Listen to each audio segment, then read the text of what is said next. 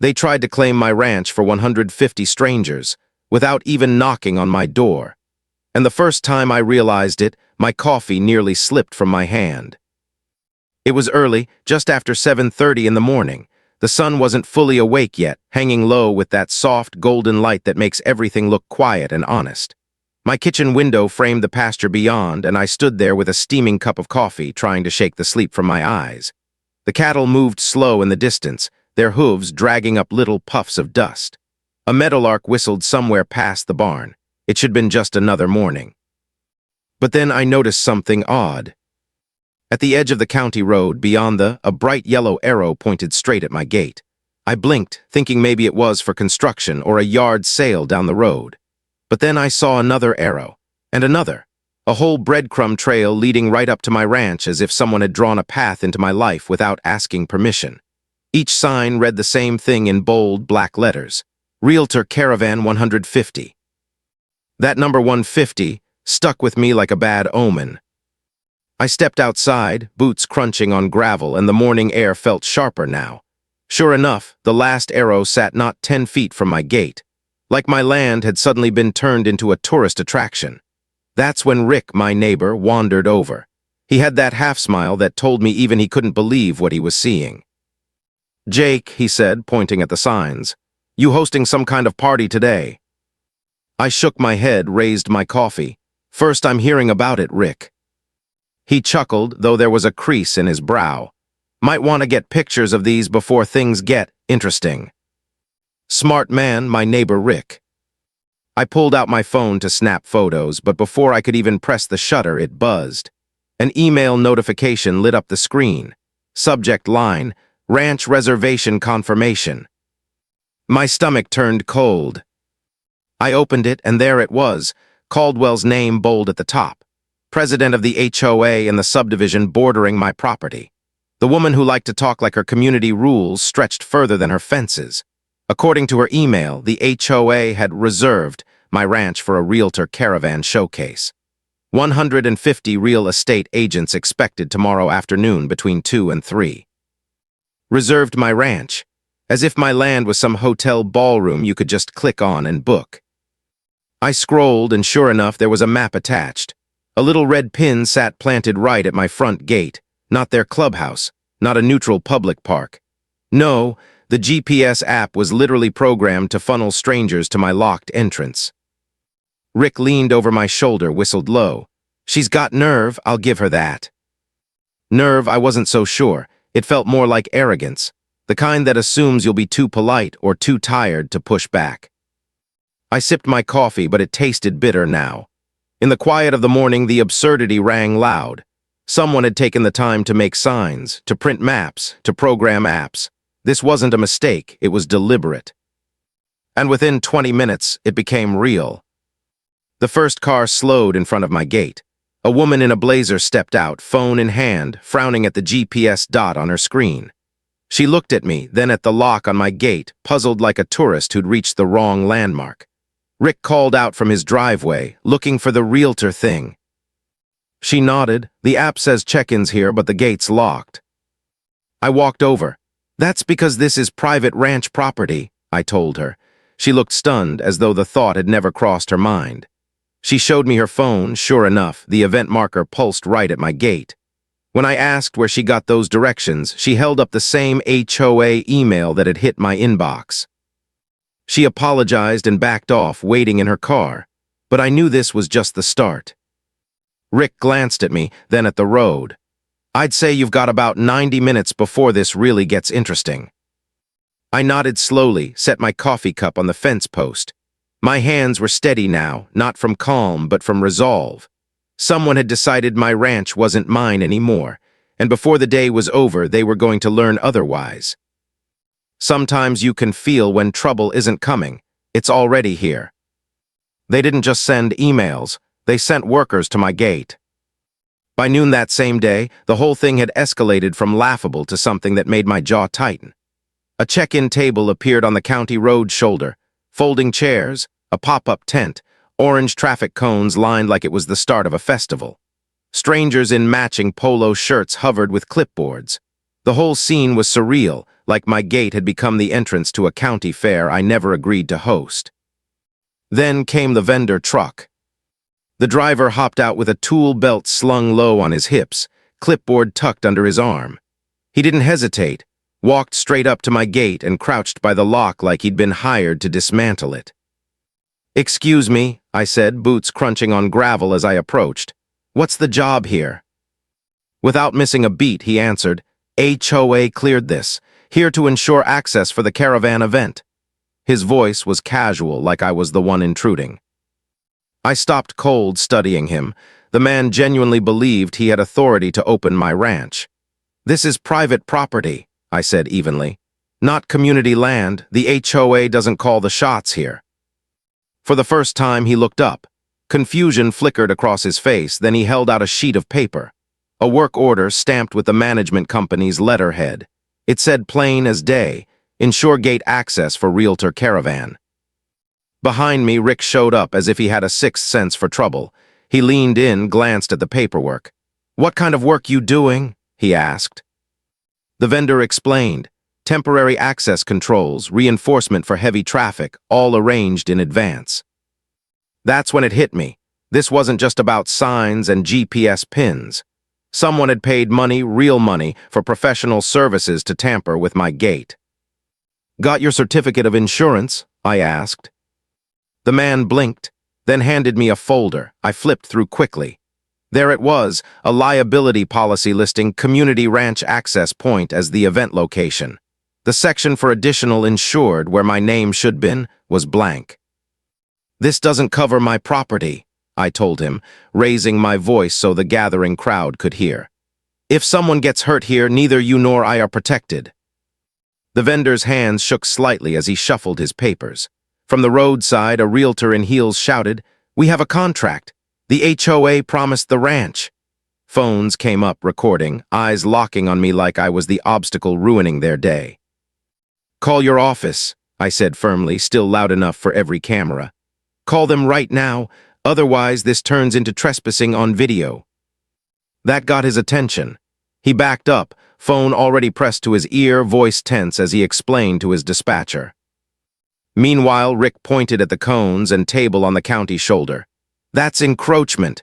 They don't have permits for this."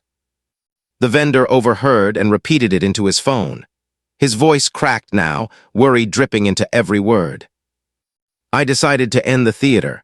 Walked to my truck, grabbed a piece of poster board, and with a black marker scrawled the simplest message I could think of. "No event without owner's written permission." I nailed it right to the gate, bold, unmistakable. The vendor ended his call, eyes downcast. "Sir, there's been some kind of miscommunication. My dispatcher says we can't proceed without proper authorization." "Now you're catching on," I said. He packed up fast, practically retreating to his truck. Rick, steady as ever, snapped pictures of the insurance papers before the man drove off. Evidence, because something told me I'd need a lot of it before this ended. But there was no relief. More vehicles were pulling up now. Not just lone realtors, but coordination teams, clipboards, matching shirts, radios crackling.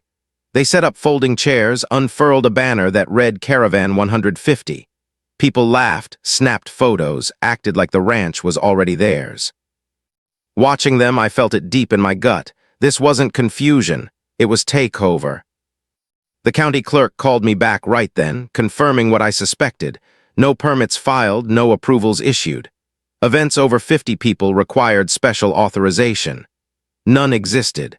Every cone, every table, every chair sitting on that roadside was illegal. And still they gathered. A breeze caught the banner, snapping it against the metal frame of the tent.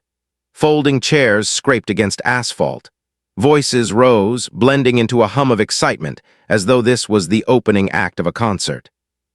I stood at the gate, arms folded, listening to my cattle shift in the pasture behind me. On one side, the steady rhythm of a ranch. On the other, an HOA circus convincing itself it owned what it didn't. And in that moment, I realized they weren't going to stop on their own. This was only the beginning. They didn't just want the front gate. They tried to sneak around back. It was Rick who spotted them first. He came jogging across the yard, phone in hand, a look on his face I hadn't seen in years. "Jake," he said, breathless, "they're trying to go around." I followed him toward the far end of the property, where the utility easement ran along the fence line. The ground there was dry, the kind that kicks up fine dust with every step. Sure enough, there they were. A small group in business clothes, heels sinking into gravel, clipboards clutched like passports. They walked the utility road like it was some kind of hiking trail. My truck growled to life as I cut across the pasture and pulled up at the back gate. And there they stood, pointing, gesturing like explorers who'd found a secret path. "Excuse me," I called, stepping out of the cab. "This is a utility access road, not public entry, not a shortcut, not an event route." The woman at the front, clipboard in hand, turned with a smile so rehearsed it looked like it had been ironed onto her face. "We were told," she said smoothly, "the easement provided legal access, perfect for the caravan." I pointed at the metal sign bolted to the gate. "Authorized utility personnel only, no public access." The letters were big enough to read from the highway. "That sign looks pretty clear to me," I said. Still, she pressed on. "Our research indicated this was a viable alternative route." Her words rang hollow against the sound of tires crunching gravel behind me. A white service truck rolled up. Mark Bradley, utility company tech, stepping out with a folder of official papers tucked under his arm. His boots hit the dirt with the kind of authority no HOA can fake. "Afternoon, Jake," he said, nodding to me. Then he turned to the clipboard crew, his tone flat and professional. "This road is restricted to utility maintenance, not for gatherings, not for events, not for realtor caravans." He flipped open his folder, showed them a letter on utility letterhead spelling it out. No assembly, no foot traffic, no exceptions. Safety liability, high voltage lines, all the things no one wants to argue against. But they tried anyway. "Surely," the clipboard woman said, "there's some provision for community access. The road connects to public routes. Doesn't that imply?" Mark cut her off gently but firmly. "Ma'am, easements are purpose-specific. This one is for power lines, period, no public use." Silence fell. I watched as their confidence cracked. The clipboards drooped, voices shrank. They weren't looking at me anymore. They were looking at the paperwork in Mark's hands, at the bold black print on the utility sign. And then, like a perfectly timed hammer blow, Mark delivered the nail. "We have routine inspections scheduled for this afternoon. This road will be closed to all traffic except our personnel from 2:00 p.m. onward." He pulled out an official notice and pinned it to the gate. The word "closed" stamped across it in red. I couldn't help it. My breath came out in a short, sharp laugh. They'd been hunting for loopholes, and instead they'd run headlong into a locked door. Rick showed up again, camera ready, snapping shots of the signs and the closure notice. "Guess that's another strike," he muttered.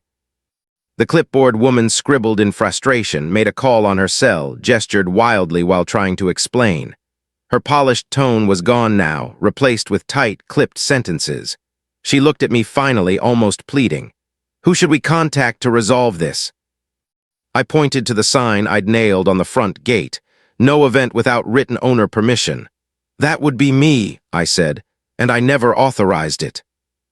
Her face stiffened, the kind of look people wear when they realize the ground beneath them isn't solid after all. They left not long after, their shoes kicking up little puffs of dust, their voices hushed now. Mark lingered, packing up his paperwork, then turned to me. "Jake, if anyone tries to force this gate, you call me. The company doesn't play with safety violations." I promised him I would. As his truck pulled away, the silence of the back road returned. Only the wind through the grass, the buzz of a grasshopper leaping out of my path. But inside, the silence wasn't peace. It was pressure. Because if they were bold enough to push the back gate, bold enough to bring vendors and signs and clipboards, what would they try next? I could feel it. They weren't done, not even close. They didn't just lie to me. They forged the county's name. The next morning, I drove into town with a folder stuffed full of evidence. Printed emails, photos Rick had snapped of the signs, the tent, the cones. The truck rattled over potholes, and the whole time I felt the papers on the seat beside me like they were burning holes through the leather. Inside the county office, the air smelled faintly of paper and toner. Fluorescent lights hummed overhead. Ellen Carter, the clerk who'd been there longer than most people could remember, sat behind her desk with a stack of forms. She looked at the photos, at the email chain, then pushed her glasses higher on her nose. "So," she said slowly, "they claimed the county already had owner consent on file." Her voice carried that mix of disbelief and irritation only a seasoned bureaucrat could pull off.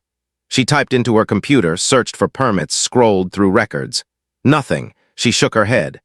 "There's no file here, no approval, nothing even pending." I slid the email across her desk, the one had blasted out to all the real estate offices. Ellen studied it for a long moment, then hit a few more keys on her screen. She printed something that looked like gibberish to me, strings of code, timestamps, server names. She circled one line in red ink. "This," she said, tapping the page, "is the path the message took. You see that? Received from HOA newsletter server, not from county systems. Whoever sent this, it didn't come through our servers at all. They spoofed it." The word landed like a hammer. Spoofed, forged, pretending to be the county when they were. I felt my stomach sink, colder than the office air. What does that mean exactly? Ellen leaned in, her voice lowering.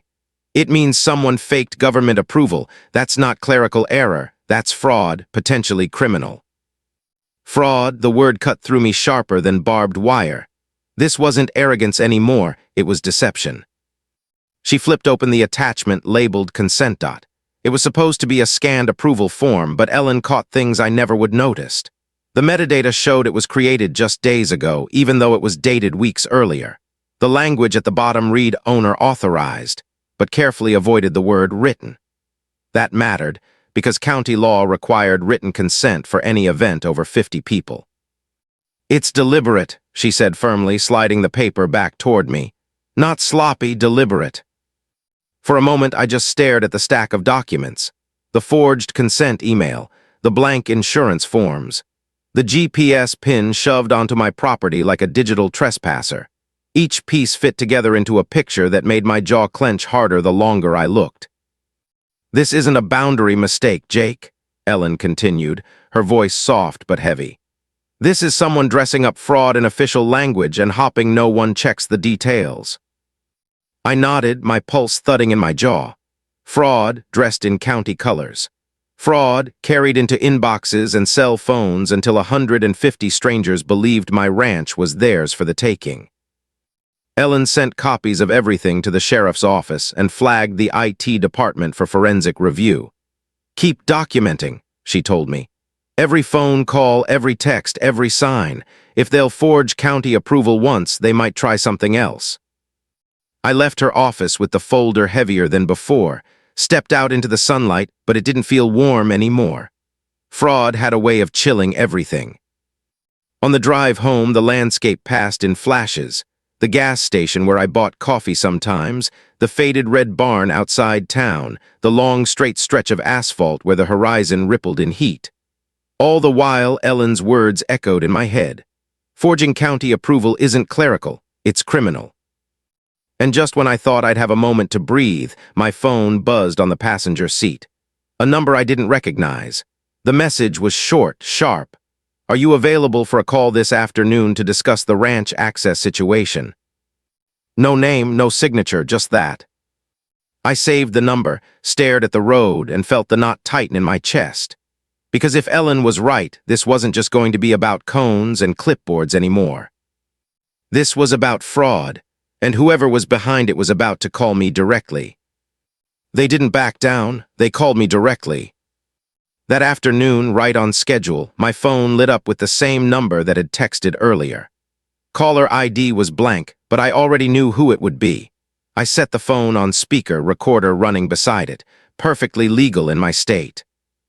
"Mr." the voice began, polished and professional. "Caldwell, HOA president, the woman who thought she ran more than her cul-de-sac. I believe there's been some confusion about today's realtor caravan," she said. "I wanted to resolve any misunderstanding about the ranch access."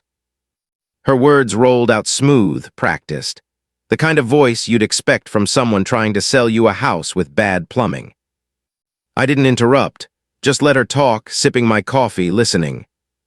She explained how the HOA had been planning this event for months, how the multiple listing service, the MLS, required strong community participation, how they needed at least 50 confirmed attendees to maintain their certification. 50, I repeated, leaning forward. So that's the magic number. Yes, she said quickly, almost too quick. 50 is the threshold. And just like that, the truth slipped out. This wasn't about community spirit. It wasn't about neighborly goodwill. It was about numbers, about the HOA protecting its professional standing. I asked her, calm as I could manage, why my ranch was listed. Why not their clubhouse? Why not a neutral location? She launched into a speech about implied access and community trails and historical usage. How people had been walking near my property for years, as if that somehow turned barbed wire and pasture into an event hall. Ms. Caldwell, I said finally, cutting her off as gently as I could. People jogging on a community trail doesn't transform my ranch into a convention center, and 150 realtors walking through a locked gate doesn't count as implied access. Silence. For a moment, all I could hear was the faint hiss of the phone line. Then her tone shifted, patronizing, like she was talking down to a stubborn child. Surely you understand the importance of cooperation, mister. Positive community relations impact property values for everyone, including your ranch. I almost laughed. The idea that my land should host a caravan of strangers to protect someone else's sales numbers was so backwards it nearly stole my words. Positive relationships, I told her, are built on asking permission, not assuming it. That's when she made the mistake I'd been waiting for. I'll send you the official route sheet, she offered. You'll see how minimal the impact would be. The ranch gate is just a check-in point. I swallowed the satisfaction in my voice. Go ahead, send it. 10 minutes later, my inbox chimed. I printed it immediately, spread the pages across the kitchen table, camera rolling as I read. There it was, black ink on white paper, HOA logo stamped at the top. A neat professional schedule of stops, each timed down to the minute. Subdivision clubhouse, pool area, sales office. And then at the bottom, ranch gate check-in, 2:30 p.m. My address printed clean and clear. Rick showed up right as I was staring at it. He leaned over my shoulder, whistled low. They actually put it in writing, your gate listed as the final stop. He took pictures from every angle, making sure the words were clear in the frame. Evidence, because this wasn't hearsay anymore.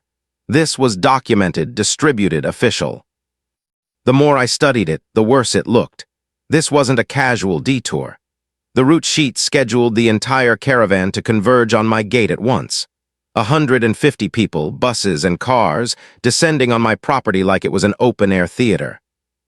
I sent copies to Ellen at the county office and to the deputy who'd already been monitoring the situation. Both needed to see it. I poured another cup of coffee, the steam curling into the late afternoon light. The contrast made me pause, me quietly sipping in my kitchen, while on paper, an army of strangers was already scheduled to arrive at my locked gate. What got under my skin wasn't just the scale, it was the confidence. They had built a whole event around a piece of property they didn't own, printed it, distributed it, branded it with logos. This wasn't confusion, it wasn't oversight, it was entitlement in ink. Rick shook his head slowly, the kind of shake a man gives when he's seen enough nonsense for one lifetime. She really thinks this is reasonable, he muttered. Maybe she did, but in my hands I held the evidence that would prove otherwise. And deep down I knew, tomorrow at 2:30, that evidence would be tested at the gate. They didn't just plan it, they tried to cut my lock. By late afternoon, the road outside my gate looked like the start of a parade. Cars lined the shoulder, hazard lights blinking. Realtors in pressed suits leaned on their hoods, scrolling phones, fanning themselves in the sun. A banner stretched across two folding tables read Caravan 150. And then I saw him, a locksmith's truck pulling up, toolbox rattling in the back. He parked directly in front of my gate, climbed out with heavy gloves and a kit that gleamed in the sunlight. "Afternoon," I called, walking up. "What's the job?" He held up a clipboard. "Work order for lock removal, event access." The words hit like a fist. Lock removal, event access, on my property, without my signature anywhere on that page. "Do you have property owner consent?" I asked, steady as I could manage. He flipped the pages, frowned. The work order looked official, letterhead, signature lines, even a stamped seal, but where it should said owner authorization, the space was empty. Blank. Rick appeared, camera in hand as always. "Might want to check the insurance too," he said, tapping the top sheet. I handed the locksmith the certificate Ellen had flagged. He studied it, his frown deepening. "No additional insured," Rick pointed out. "Jake isn't listed. That means if anything happens, this guy's completely exposed." The locksmith's shoulders stiffened. From the crowd, someone yelled, "Just cut it already, we paid for access." Phones lifted, recording, live streaming. The locksmith's hand hovered near the lock, the weight of 100 eyes pressing down on him. Finally, he shook his head. "If the insurance doesn't cover you, I can't touch this. My company won't risk it." And just then, a sheriff's deputy pulled up, lights flashing blue and red across the restless crowd. The air shifted.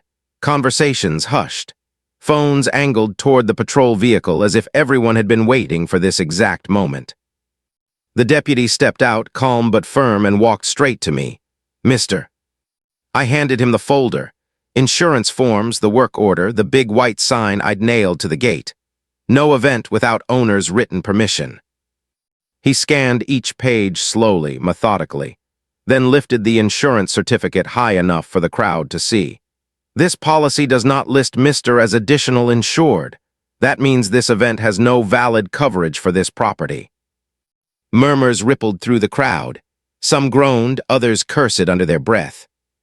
The deputy turned to the security guard posted near the banner. "Do you have permits for these cones and tables on the county shoulder?" The guard hesitated, radio crackling on his belt. No, sir, no permits filed."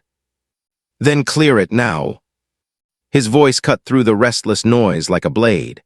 Security scrambled, folding tables clattering, cones dragged off asphalt. The banner sagged in the wind as the crowd grew louder, embarrassed, frustrated. Rick's camera clicked steadily, documenting every movement. He caught the deputy taking his own photos too, cones, tents, signs, all evidence for his report. That's when arrived. HOA logos plastered on her SUV doors, her face tight as she stepped into the chaos she'd created. She tried to smooth it over, but the deputy intercepted her before she reached me. "Ma'am," he said, "event permits and property owner authorizations, please." She started talking fast, about community access rights, about how the subdivision had historical usage. The deputy cut her off with a small shake of his head. "Community relations don't override property law. Private property is private property.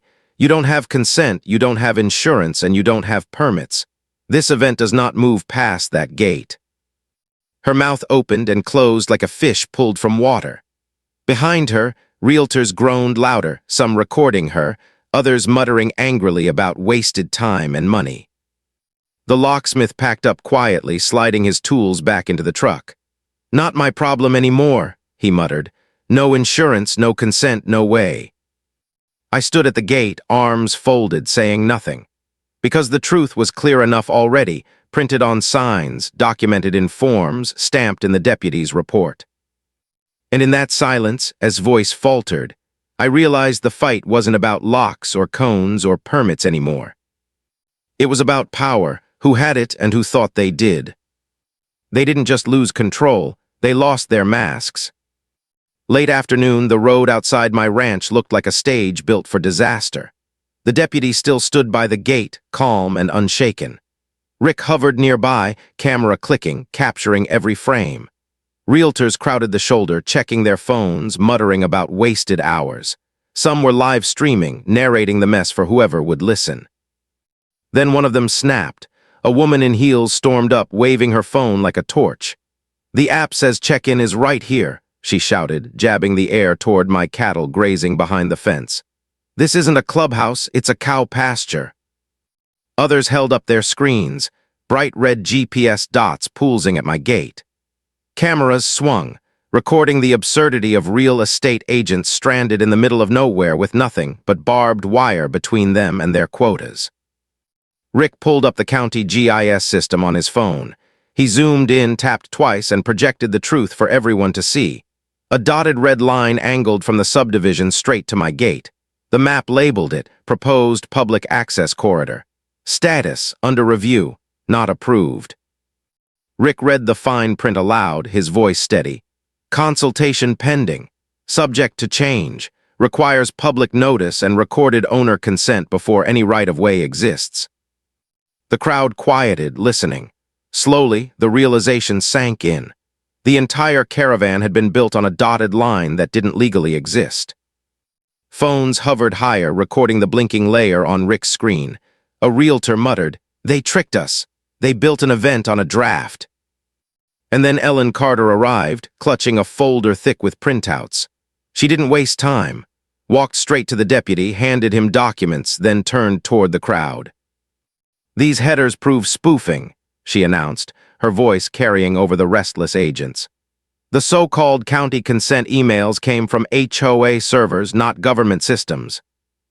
A hush fell, then whispers, then a sharp voice from the back. "So, they faked county approval." Ellen nodded once, firm. "That's exactly what happened." Gasps, murmurs, and then the anger came. "She lied to all of us," a man muttered, loud enough for his words to ripple through the crowd. Cameras swung toward, phones recorded every twitch of her face. The deputy stepped forward, holding the evidence Ellen had delivered. "Care to explain these forged consent emails, ma'am?" Stammered, words tumbling out. "Miscommunication, management company, clerical error." But no excuse landed. Her voice cracked, and every eye in the crowd saw it. Her authority wasn't crumbling. It had already crumbled. As if to seal it, Mark Bradley's utility truck rolled up once again. He leaned out, his voice plain and absolute. "The service road is locked down until further notice. No exceptions." The last loophole slammed shut. No back gate, no fake county letters, no dotted line on a planning map. Nothing left. Right then, phones across the crowd buzzed in unison. Realtors glanced down at their screens, confusion spreading like a wave. The MLS system had updated. Their event check-in location, the ranch gate, was marked invalid. Attendance credits canceled. Error messages filled their screens. A groan rolled through the group. One agent muttered, "This means no certification credit. Hours wasted." Rick leaned close to me, whispering, "That was the number she needed. Without it, the whole thing's sunk." And it was, not just sunk, publicly, humiliatingly drowned. The deputy began writing citations, his pen scratching across forms that would outlive the shouting. Unpermitted encroachment, forged documentation, unauthorized use of county right-of-way. Each word stacked like stones in a wall couldn't climb. She tried one more time, her voice trembling now. "Mister, what if we secure more insurance, cover every liability?" I pointed to the sign still nailed to my gate. "No event without owner's written permission." "It's not about insurance," I told her. "It's about asking permission before you build an empire on someone else's land." The crowd began to scatter, some shaking their heads, others still filming, their voices bitter with embarrassment. Cars pulled away one by one, the long line shrinking with each ignition. Rick caught the moment's SUV door closed. Her face was red, her hands shaking as she fumbled with papers that no longer mattered. And as the engines faded, I realized the truth. This wasn't just a failed event. It was an unmasking. For months, maybe years, they'd operated on assumption and arrogance. But today, caught in the glare of cameras and the patience of the law, every mask slipped, every excuse crumbled. And standing at my gate, with the deputy's pen still scratching, I knew this battle was almost over. Almost. They didn't win, they backed away in silence. 2 days after the caravan collapsed at my gate, the neighborhood was buzzing with stories. Some exaggerated, some downplayed, but the videos told the truth. Clips of stammering under the deputy's questions spread online. Screenshots of the forged emails circled local realtor groups. The HOA board's carefully built image cracked wide open, and everybody could see the fault lines. On Monday, a certified letter slid into my mailbox. The HOA's official stationery, the ink heavy with formality, apologies for any inconvenience of miscommunication, a promise that protocols would be reviewed. But the words that mattered most came near the bottom. The HOA accepts responsibility for errors in communication and confirms no future events will involve your property without written consent. It wasn't contrition. It was liability management carefully wrapped in bureaucratic phrasing, but even so it was paper-proof, a retreat in writing. The county followed quickly.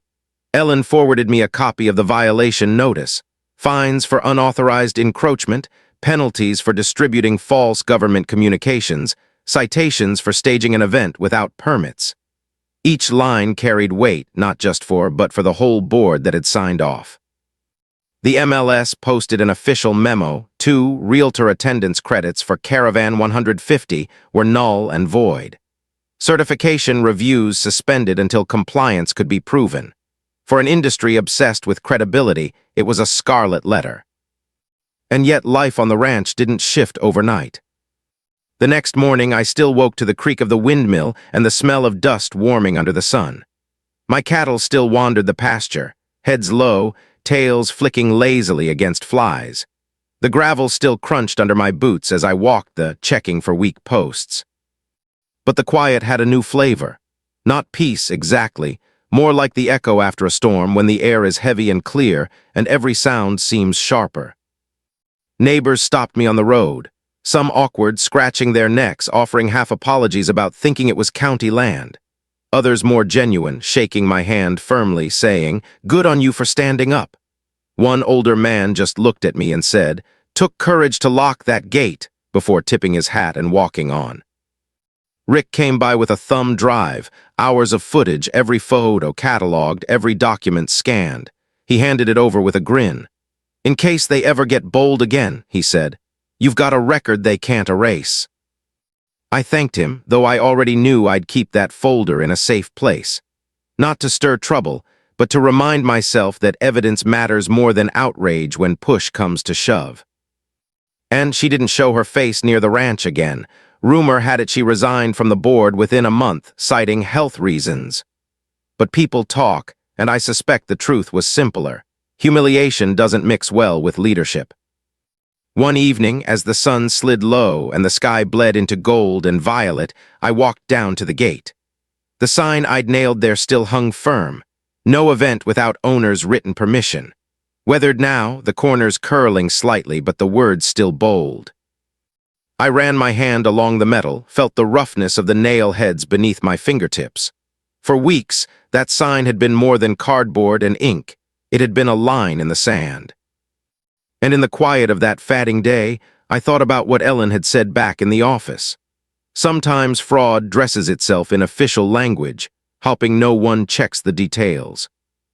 That stuck with me, because out here life is simpler. Fences mean boundaries, locks mean privacy, permission means respect. Strip all the paperwork away, and the truth is as clear as barbed wire under sunlight. If it isn't yours, you don't take it. I leaned on the gate a while longer, listening to the lowing of cattle in the distance, the hum of cicadas rising in the grass.